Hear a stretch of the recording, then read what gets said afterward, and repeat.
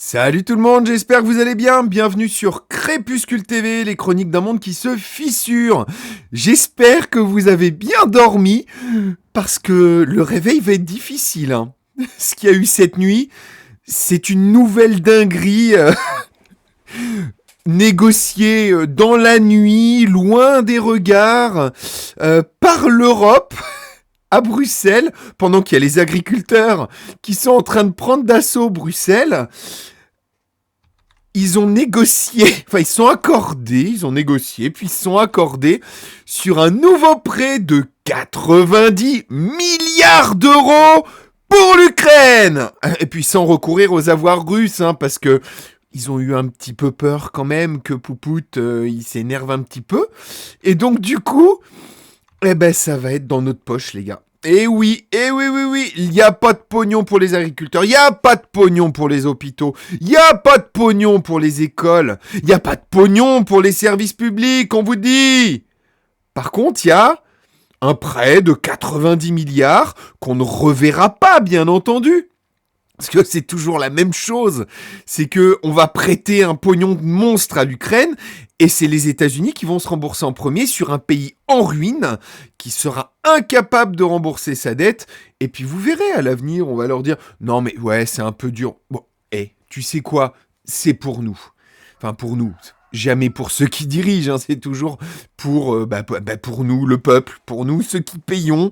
On va encore s'en prendre plein le trou de balle, ça va être magnifique.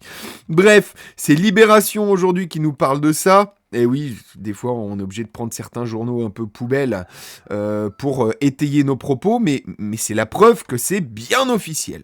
Mais eux, ils vont vous dire que c'est formidable, vous allez voir. L'UE s'accorde sur un prêt de 90 milliards d'euros pour l'Ukraine sans recourir aux avoirs russes. Les dirigeants des 27 étaient réunis depuis ce jeudi 18 décembre au matin pour trouver une solution de financement à destination de l'Ukraine. Les dirigeants européens ne quitteront pas la salle sans un accord, avait martelé la présidente de la Commission européenne, Ursula von der Leyen. Jeudi 18 décembre, au matin, en ouvrant un nouveau Conseil européen crucial pour l'avenir de l'Ukraine et de l'UE. Ben oui, c'est crucial pour l'avenir de l'UE. C'est-à-dire, c'est crucial dans le processus de destruction de l'UE, de destruction des pays de l'UE. C'est crucial. Et c'est crucial pour l'avenir de l'Ukraine. Alors, pas de ses enfants qui vont aller crever au front, hein, parce que maintenant, les gamins, ils vont les chercher en plein dans la rue pour les envoyer sur le front, se faire massacrer. Allô, on parlait pas il y a quelques mois d'accords de paix, et l'Europe avait tout fait pour saboter les accords de paix. Bravo! Belle réussite de l'Europe! Félicitations! Vous avez permis à une génération de gamins de crever encore plus au front. Bravo! Vous êtes trop forts! Putain. Quel enfer. C'est désormais chose faite, les Européens ayant décidé. Non, c'est pas les Européens qui ont décidé. Nous, on vous emmerde. On n'a rien décidé du tout. C'est la petite oligarchie européenne qui a décidé. Les Européens ayant décidé vendredi de financer l'effort de guerre de l'Ukraine pendant au moins 2 ans via un emprunt de 90 milliards d'euros. Au moins 2 ans. Au moins 2 ans. Donc, ils ont l'intention de laisser la guerre se continuer, de laisser le peuple ukrainien se faire massacrer, et peut-être bientôt vos enfants. Allez savoir. Oui, il faut accepter de perdre vos enfants, voyons. Mais sans recours aux avoirs russes gelés indéfiniment en Europe, faute d'accord sur cette solution inédite. Les dirigeants des 27 membres devaient coûte que coûte trouver une solution durable pour Kiev, qui risquait d'être à court d'argent dès le premier trimestre 2026. Mais où il va le pognon? Spoiler, dans les poches de Zelensky et de ses potes, il y en a plein déjà qui sont tombés pour corruption, pour prise illégale d'intérêt, pour détournement d'argent. Mais on continue de l'envoyer à ces corrompus. Tout va bien. Il s'était engagé à assurer l'essentiel du soutien financier et militaire après la fermeture du robinet américain décidée par le président Donald Trump, qui du coup agit dans l'intérêt de ses propres citoyens qui ne vont pas devoir payer pour les conneries ailleurs. Un soutien qui renforce notre résilience. Vous avez vu, ce terme, moi je l'utilisais il y a 15 ans, la résilience. Tout ce qui était du domaine de l'autonomie, du survivalisme, etc., utilisait le mot de résilience. Eh bien, ils se sont réappropriés, c'est de l'appropriation culturelle, ils se sont réappropriés le terme de résilience pour en faire tout l'inverse, pour lui donner un sens complètement inverse. C'est un message décisif pour mettre fin à la guerre. Donc pour mettre fin à la guerre, finançons la guerre. Voilà, pour mettre fin à la pauvreté, prenons le pognon aux gens. Bah oui, non mais c'est la même logique en finale. Putain, non mais il y a rien qui va dans cet article. C'est un message décisif pour mettre fin à la guerre car Poutine ne fera des concessions que lorsqu'il comprendra que la guerre ne lui rapportera rien. En fait, le truc, vous n'avez pas compris. Là maintenant, Poutine est embourbé dans cette guerre et il ne peut pas perdre parce que il passerait pour un guignol à la face du monde et c'est pas le genre à vouloir passer pour un guignol. Donc quand vous dites que la guerre ne lui rapportera rien, si. La victoire lui rapportera une image de vainqueur. Il ne peut pas passer pour le perdant de l'histoire. Et vous êtes en train de nous entraîner vers un conflit à durée indéterminée qui ne va faire que justifier qu'on nous prenne tout notre pognon et qu'on détruise le peu qui reste de notre pays, de l'Europe. Donc, a assuré le chancelier allemand Friedrich Merz à l'issue de cet accord arraché au milieu de la nuit à Bruxelles. Ils ont arraché l'accord parce que c'était dur. Non, on le sait très bien que vous n'en avez rien à foutre de notre gueule et que vous voulez tout nous prendre. Vous ne l'avez pas arraché, vous avez été d'accord. Point. Le dirigeant allemand soutenait pourtant depuis des mois une utilisation des avoirs russes gelés en Europe pour financer ce prêt. Il a quitté Bruxelles sans avoir eu gain de cause. Ouais, parce qu'ils ont peur en fait que du coup derrière ça déclenche une guerre complète et aussi qu'accessoirement plus personne, et c'est déjà le cas, ne mette ses avoirs en Europe de peur que un jour ils puissent être gelés. Parce que si tu fais ça, que tu gèles les avoirs russes ou quelque avoir que ce soit dans un pays de l'Europe, plus personne ne voudra investir en Europe parce que il se dira peut-être qu'un jour on va me geler mes avoirs. Il est important que les actifs russes restent immobilisés et que l'Ukraine ait reçu une garantie de sécurité financière pour les années à venir, a-t-il écrit sur le réseau social X. Le chef d'État n'a été que partiellement entendu, après lui aussi avoir plaidé sans relâche pour faire payer la Russie.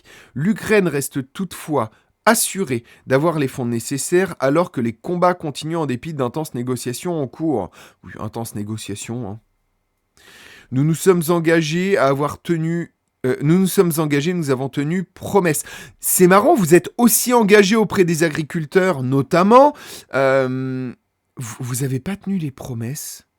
Vous leur avez promis des prix.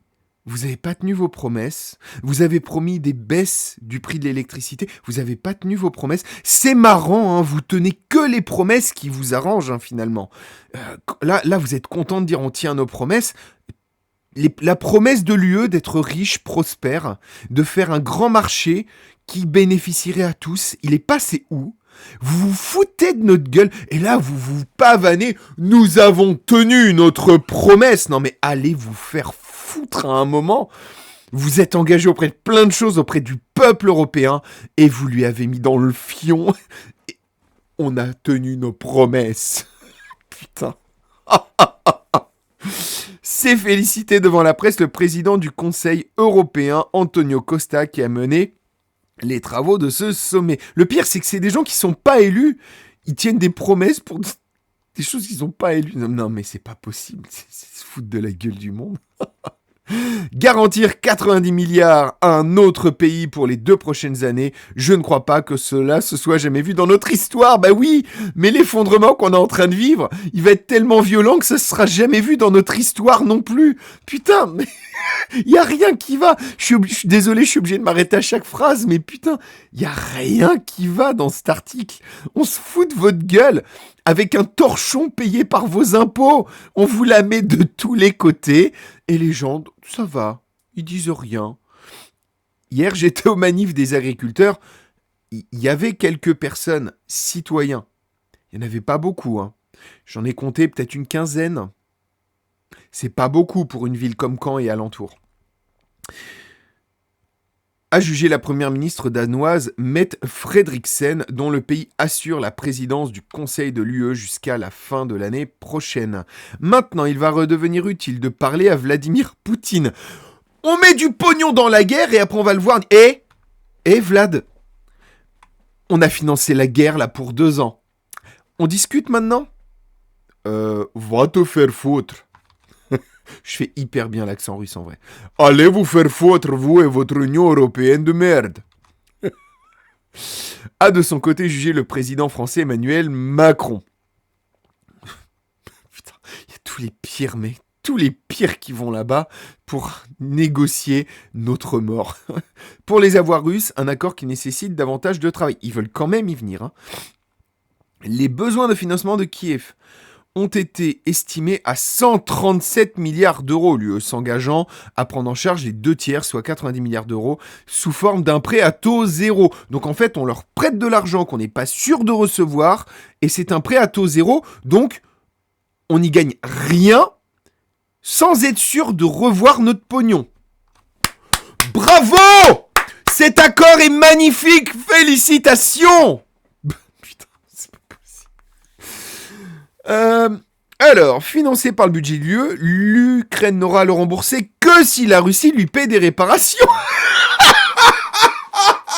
Putain, mais faut s'arrêter à chaque phrase. Mais la Russie va rien vous payer comme réparation. Ils n'auront à le payer que si la Russie... Donc, en gros, ils n'auront pas à le payer.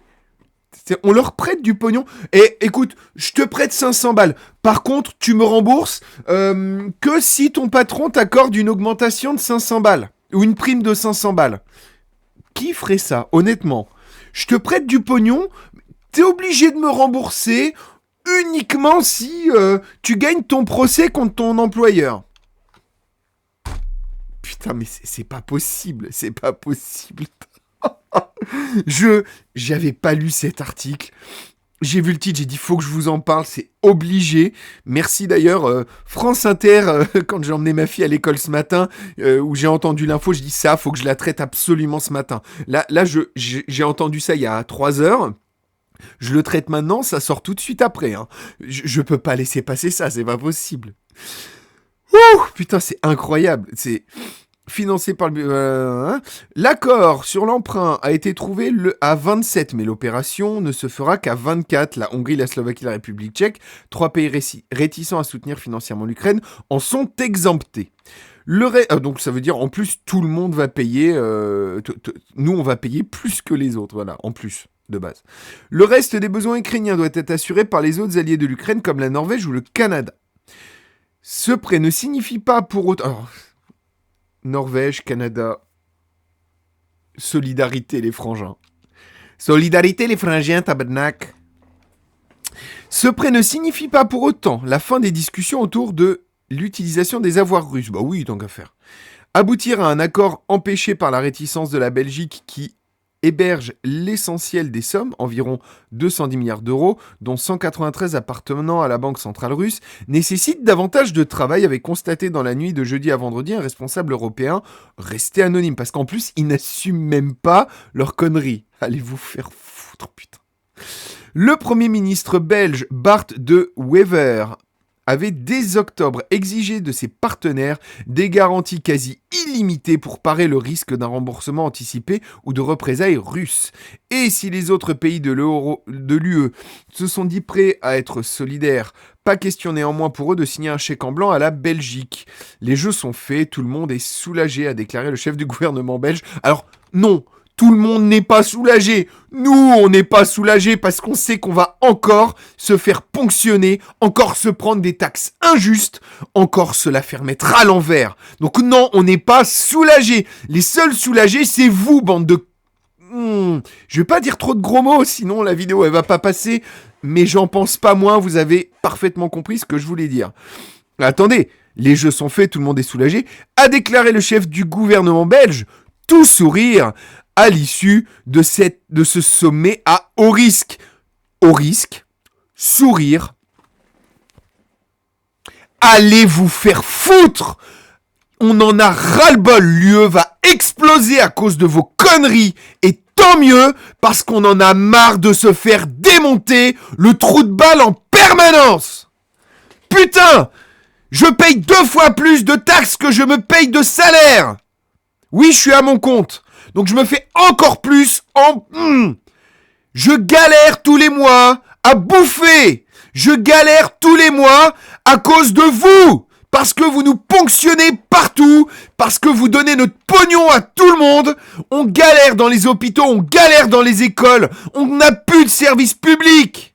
Mais vous donnez le pognon ailleurs. Et y a pas que là.